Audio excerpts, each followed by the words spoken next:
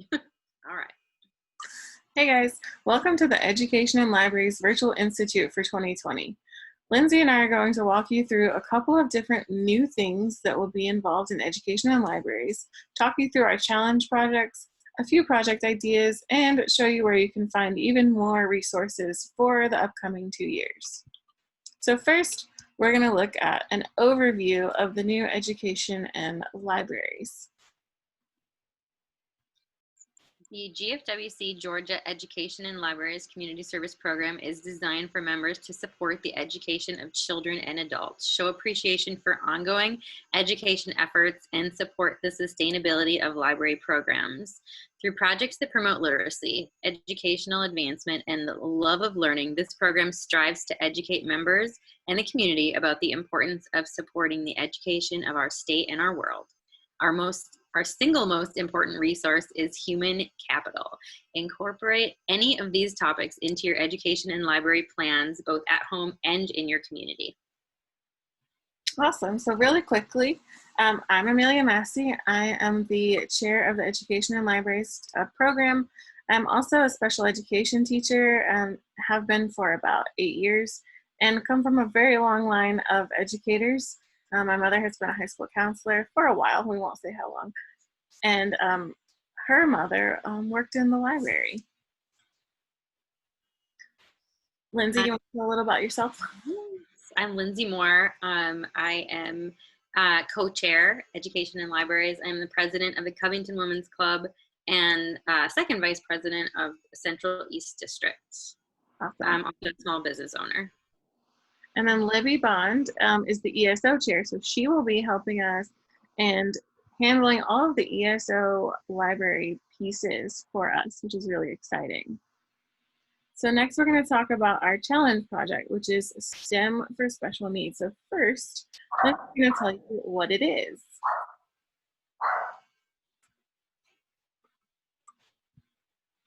Right. So GFWC is challenging us to create and participate in STEM projects for students with disabilities. STEM stands for science, technology, engineering, and mathematics, which are areas often overlooked, especially for girls and women.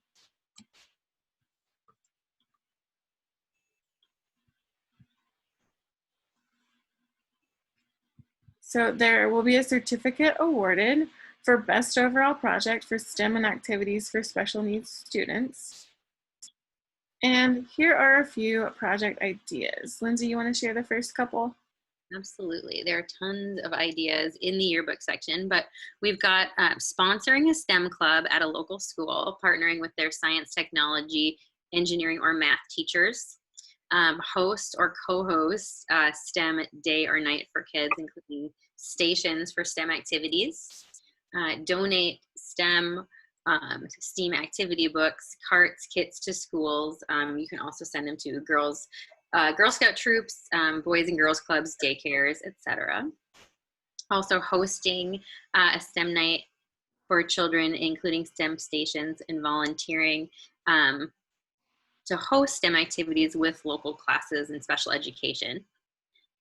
Collaborate with Chamber of Commerce to develop small business services at the library, information centers, video conference rooms, staff training workshops, and other resources. And also an awesome one is partnering with Kit Club to deliver hands-on science kits to the schools that are in need. Yes, and all of these ideas can be found in the new Education and Libraries section of your yearbook. So this is a few, but there are more in the yearbook for you to look at, along with the links to all of these resources. Okay. So really quickly, we're going to go through a couple of ideas within each little piece. So first, we're going to talk about education. So some of the different areas that we're going to look at specifically are school, equipment, STEM, special education, scholarships, and higher education ideas, all of which can be found in the yearbook. We're just doing a quick sampling for you guys of some that you may have or may have not heard of before. Some will be related to something you could do virtually. So let's take a peek at a few. So the first are some school ideas. So one right now is really popular with many school systems having digital components is to volunteer to Zoom with students so they can practice reading, storytelling, or reciting poetry to an audience. This can be really helpful for younger students who may lack the confidence in communicating digitally. You could also help organize a career shadowing day by pairing students with community leaders and business professionals. For that, your point of contact in most schools will be the school counselors, and they will be happy to hear from you and have a little help finding more career day options. Mm.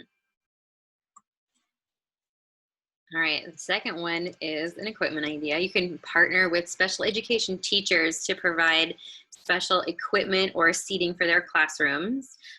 Usually you can contact the Board of Education and the Director of Special Education for your school district, and they are always in need of any help that you can give them. For sure. Some really cool special ed seating things. There's a lot of flexible seating, which is not your standard desk. So for example, in my classroom, I have bouncy bands on all of my desks, and it helps for our kids with sensory input, ADHD, autism, lots of different types of disabilities. It can really help them focus better. There's also things like wobble stools, and most of these things are not extremely expensive. So your club could sponsor a whole class set of a lot of these things.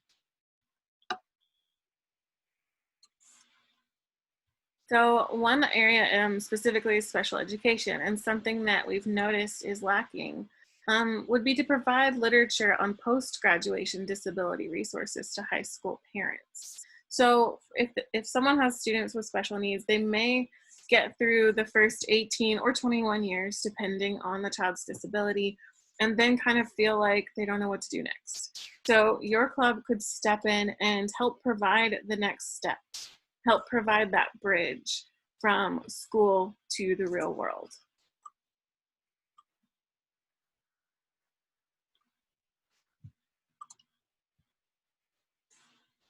All right, just like we mentioned before in science, is to create STEM carts for special education classrooms, provide materials that will potentially be reusable and easy to replenish.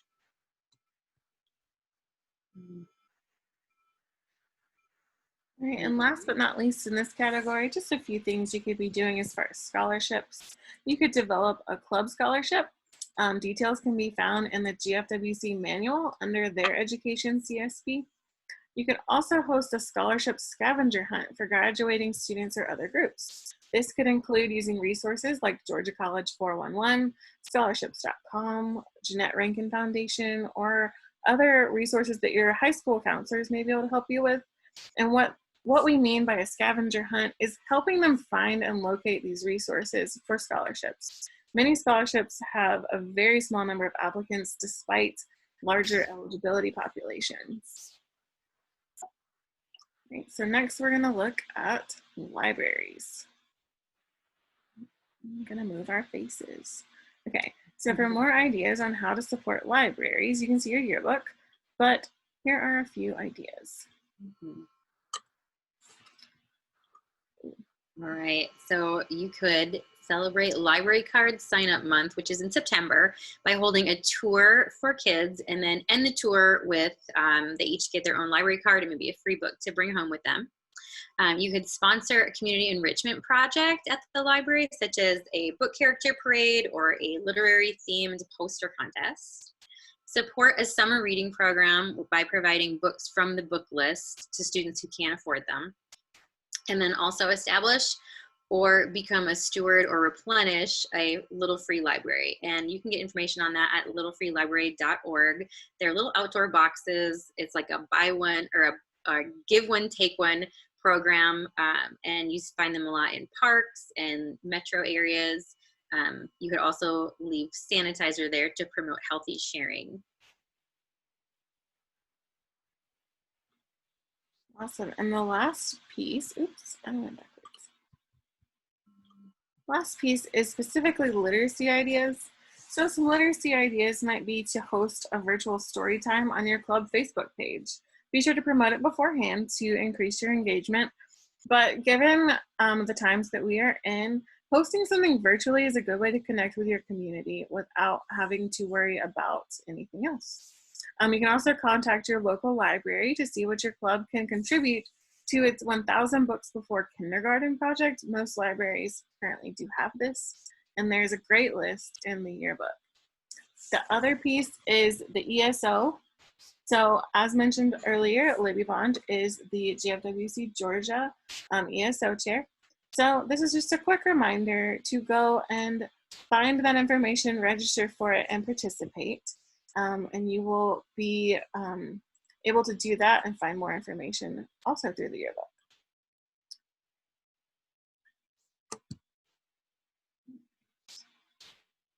Right, and that is our Education in Libraries presentation for you guys. And we're glad that you are able to view it with us. We also have a few more resources to share with you that we just want to preview before you get your yearbook. And one of those is our Dates to Remember, which is going to be the last page of our section. It just has a month-by-month date for some project ideas and inspiration.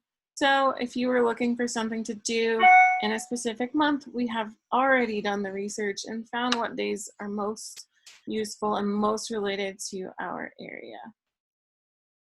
All right, so thank you for coming and viewing our presentation. I'm Amelia. I'm Lindsey. There's Lindsey, and we would be happy to answer any questions that you might have. Feel free to email us or reach out to us in whatever way is most comfortable to you. Bye, guys. Bye.